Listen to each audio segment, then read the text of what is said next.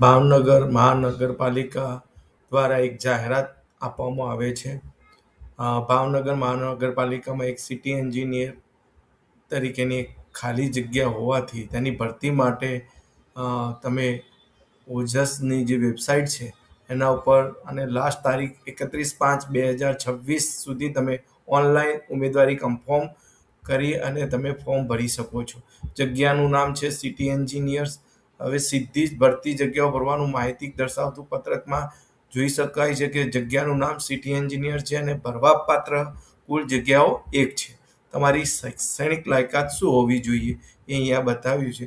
તો માન્ય યુનિવર્સિટીનો BE સિવિલ યા તો BE ટેક સિવિલ અને સરકારી કર્મચારી બોર્ડ નિગમ કે કંપની એક્ટ 2013 હેઠળ નોંધાયેલા કંપનીમાં લગત કર્મચારીનો વર્ગ 1નો 5 વર્ષનો અનુભવ અથવા વર્ગ 2નો 10 વર્ષનો અનુભવ હોવો જરૂરી છે. માગ્યા મુજબના અનુભવના વર્ષો નિયત થયેલ શૈક્ષણિક લાયકાત મેળવ્યાના બાદના અનુભવને ધ્યાનમાં લેવાના રહેશે. તદુપરાંત ક્વોલિફાઇંગ મેરિટમાં સમાન ગુણ ભારના કિસ્સામાં લગત ઉચ્ચ શૈક્ષણિક લાયકાત ધરાવતા ઉમેદવારોને અગ્રતા આપવામાં આવશે. કમ્પ્યુટર અંગેનું જ્ઞાન ધરાવતો હોવો જોઈએ. ગુજરાતી અને હિન્દીનું પૂરતું જ્ઞાન હોવું જોઈએ. હવે આપણે જોઈએ કે પગાર ધોરણ શું છે. તો પ્રથમ 2 વર્ષનો સમયગાળો પ્રોબેશનનો રહેશે. પ્રોબેશનનો સમયગાળો સંતોષકારક રીતે પૂર્ણ થયેથી 7મા પગાર પંચ મુજબ પે મેટ્રિક્સ લેવલ 12 સ્કેલમાં 78,800 થી 2,92,000માં નિયમિત નિમણૂક મેળવવાનો પાત્ર થશે. તો અહીંયા સ્કેલ જોઈ શકો છો. હવે ઉંમર વિશે કહ્યું છે કે અરજી સ્વીકારવાની છેલ્લી તારીખના રોજ ઉંમર 40 વર્ષથી વધુ ન હોવી જોઈએ. ભાવનગર મહાનગરપાલિકાના કર્મચારીઓને ઉંમરના બાદ લાગુ પડશે નહીં, પરંતુ અધિકતમ વય મર્યાદા 58 વર્ષની રહેશે. હવે વય મર્યાદામાં તમે જોઈ શકો છો કે 18 વર્ષથી ઓછી ઉંમરનો અને 40 વર્ષથી વધુ ઉંમરનો ન હોવો જોઈએ. મૂળ ગુજરાતના હોય તેવા અનામત વર્ગના ઉમેદવારો, તમામ મહિલા વિકલાંગ ઉમેદવારોને ઉપલી વય મર્યાદામાં નિયમો અનુસાર નીચે મુજબ છૂટછાટ મળવા પાત્ર રહેશે. તો અહીંયા બતાવ્યું છે કે સામાન્ય મહિલા ઉમેદવારોને 5 વર્ષની છૂટછાટ છે. અનામત વર્ગના પુરુષો ઉમેદવારોને 5 વર્ષની છૂટછાટ છે. અનામત વર્ગના મહિલા જે ઉમેદવારો છે એમને 10 વર્ષની વય મર્યાદામાં છૂટછાટ છે. સામાન્ય વર્ગના વિકલાંગ પુરુષ ઉમેદવારોને 5 વર્ષની છૂટ છે. સામાન્ય વર્ગના વિકલાંગ મહિલા ઉમેદવારોને 10 વર્ષની વય મર્યાદામાં છૂટ છે. અનામત વર્ગના વિકલાંગ પુરુષ ઉમેદવારોને 10 વર્ષની છૂટ છે. અનામત વર્ગના વિકલાંગ મહિલા ઉમેદવારોને 15 વર્ષની છૂટ છે. હવે માજી સૈનિક ઉમેદવારો માટે ઉપલી મર્યાદામાં સરકારશ્રીના ધારાધોરણ મુજબ છૂટછાટ મળવા પાત્ર છે. ઉમેદવાર પોતે જ માજી સૈનિક હોવો જોઈએ. માજી સૈનિક ઉમેદવારોએ અરજી પત્રકમાં તથા પરિશિષ્ટમાં માજી સૈનિક તરીકે ફરજ બજાવ્યાના સમયગાળાની વિગતો આપવાની રહેશે. માજી સૈનિક ઉમેદવારોએ જિલ્લા સૈનિક કલ્યાણ અને પુનઃવસવાટ કચેરી દ્વારા નિયમિત નમૂના મુજબનો કાયદા દ્વારા અધિકૃત કરેલ અધિકારીની સહીવાળું સશસ્ત્ર દળોમાં ઉમેદવારોના નોકરીના સમયગાળા દર્શાવતું પ્રમાણપત્ર ભાવનગર મહાનગરપાલિકા સમક્ષ માગણી થયેથી રજૂ કરવાના રહેશે. જો ઉમેદવારે તેની ઓનલાઈન અરજીમાં માજી સૈનિક કેટેગરીમાં ક્લિક કરેલું હોય અને ભવિષ્યમાં ભાવનગર મહાનગરપાલિકા દ્વારા માગણી કરાય ત્યારે જો ઉમેદવાર માજી સૈનિક તરીકેના અધિકૃત આધાર પુરાવા રજૂ કરવામાં નિષ્ફળ જાય તો તેવા સંજોગોમાં ઉમેદવારોને માજી સૈનિક તરીકે નોકરી મેળવવા અંગેના હક-દાવો ધ્યાન લેવામાં આવશે નહીં અને માજી સૈનિક માટે ઠરાવેલ મેરિટ અને અન્ય પસંદગી થયેલ હશે તો પસંદગી અને નિમણૂક રદ કરવામાં આવશે, જેની ઉમેદવારે નોંધ લેવી. તમામ કેટેગરીના ઉમેદવારોને ઉપલી વય મર્યાદામાં મળવાપાત્ર છૂટછાટ સાથેની ઉંમર નિયત તારીખે કોઈપણ સંજોગોમાં 45 વર્ષ કરતાં વધવી જોઈએ નહીં. તમામ ઉમેદવારોના કિસ્સામાં વય મર્યાદા, શૈક્ષણિક લાયકાત, અનુભવ અને નોન ક્રિમિનલ સર્ટિફિકેટ અરજી કરવાની છેલ્લી તારીખની સ્થિતિએ ધ્યાનમાં લેવામાં આવશે. તો તમે અહીંયા જોઈ શકો છો કે અનામત જગ્યાઓની વિગતો અહીંયા આપેલી છે. બિન અનામતમાં સામાન્ય 1 અને સામાજિક અને શૈક્ષણિક રીતે પછાત વર્ગમાં અહીંયા તમે જોઈ શકો છો સામાન્ય 0 અને મહિલા 0. તો અહીંયા અનામત વિશે તમે વિગતવાર જોઈ શકો છો. એ રીતે મહિલા ઉમેદવારો માટે જાહેરાતમાં જે તે કેટેગરીમાં કુલ જગ્યાઓ પૈકી મહિલા ઉમેદવારો માટે 33% અનામત હોય ત્યારે મહિલા ઉમેદવારોની અનામત જગ્યા સિવાય બાકી રહેતી જગ્યાઓ ફક્ત પુરુષ ઉમેદવારો માટે અનામત છે તેવું ગણવાનું નથી. આ જગ્યાઓ ઉપર પુરુષ તેમજ મહિલા ઉમેદવારની પસંદગી પુરુષ ઉમેદવાર માટે ઠરાવેલ મેરિટના ધોરણે વિચાર થઈ શકે છે.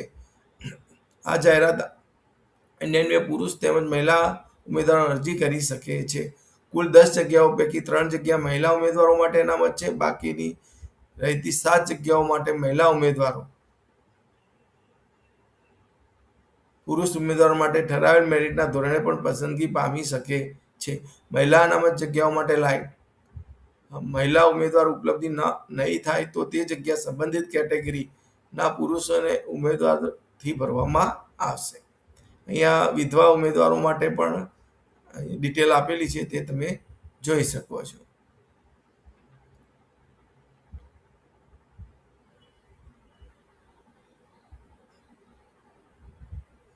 તમને આ જોબ માટે કમ્પ્યુટરની જાણકારી પણ હોવી જરૂરી છે.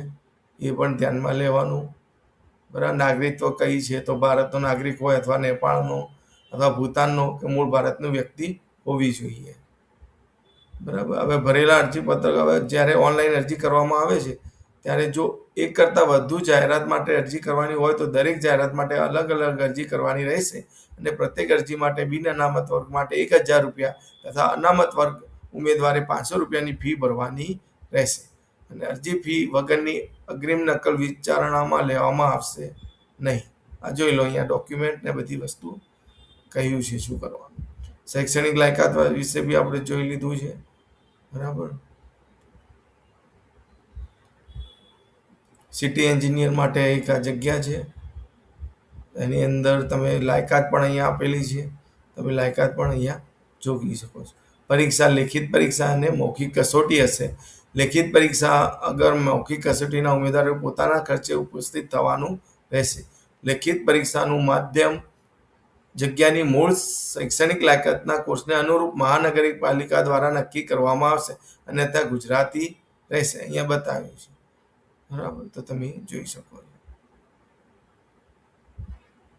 ઓનલાઈન અરજી કરવાની તથા ફી ભરવાની રીત.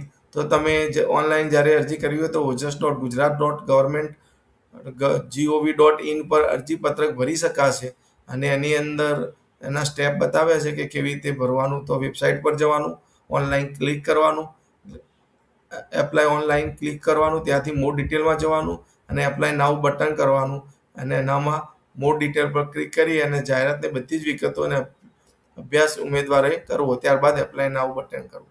ત્યાર પછી સિટી એન્જિનિયર પર ક્લિક કરવું અને ત્યાં જઈને પછી તમારી જે એપ્લિકેશન ફોર્મેટ છે એમાં personal detail, mobile number, email ID આ બધું ભરવાનું રહેશે. પછી એજ્યુકેશન ડિટેલ ભરવાની રહેશે. એના પછી એડિશનલ કોઈ ક્વોલિફિકેશન હોય તો એ ભરવાની રહેશે. અને પછી એક્સપિરિયન્સ ડિટેલ કોઈ બી એક્સપિરિયન્સ હોય તો એના એ એડ કરવાનું રહેશે. અને એડિશનલ ઇન્ફોર્મેશન કોઈ હોય તો એ તમે ડિટેલ અહીંયા કરી શકો છો. પછી ડેટાને સેવ કરવાનો રહેશે. પછી કોઈ જો સુધારણા લાગતું હોય ફોર્મમાં તો એડિટ એપ્લિકેશન કરવાનું અને ત્યાં અપડેટ કરી અને એને કન્ફર્મ કરવાનું. પછી તમારો ફોટો અપલોડ કરવાનો રહેશે અને તમારી બર્થ ડેટ ટાઈપ કરો અને એપ્લિકેશન નંબર ટાઈપ કરવાનો રહેશે. પછી ફોટો સિગ્નેચર અપલોડ કરવાના છે. એની સાઇઝ પ્રમાણે તમે અહીંયા અપલોડ કરી શકો છો. સિગ્નેચરનો જ્યારે બી ફોટો અપલોડ થાય પછી કન્ફર્મ એપ્લિકેશન કરવાનું છે અને જો એપ્લિકેશન નંબર અથવા બર્થ ડેટ ટાઈપ કરો તો એના બાદ ઓકે ઉપર ક્લિક કરવાથી જો એપ્લિકેશનનું પ્રિવ્યૂ બતાવશે. એપ્લિકેશન પ્રિવ્યૂ જો દેખ્યા પછી જો ડેટા બધી ફિલઅપ કરી છે, રાઈટ છે, તો કન્ફર્મ એપ્લિકેશન કરવાનું રહેશે. જેવું કન્ફર્મ કરશો એપ્લિકેશન કન્ફર્મ થઈ જશે અને એક કન્ફર્મ નંબર જનરેટ થશે. બરાબર. પછી કન્ફર્મ નંબર એ તમારી જે હોય જે કન્ફર્મ નંબર હોય તમારે સેવ રાખવાનો અને જે કન્ફર્મ થયેલી અરજીપત્રક છે એનું પ્રિન્ટ આઉટ કાઢીને રાખવાનું અને પછી ફી ભરવાની રહેશે. અને ફી ભર્યા પછી જે રીતે કે 1000 રૂપિયા બિન અનામત વર્ગો માટે છે અને અનામત વર્ગ માટે 500 રૂપિયા છે. આ ફી ભર્યા પછી પ્રિન્ટ ચલણ નીકાળી દેવાનું ને તમારી જોડે રાખવાનું રહેશે. તો એક આ પ્રોસેસ. તો આ રીતે તમે સિટી એન્જિનિયર માટે એપ્લાય કરી શકો છો.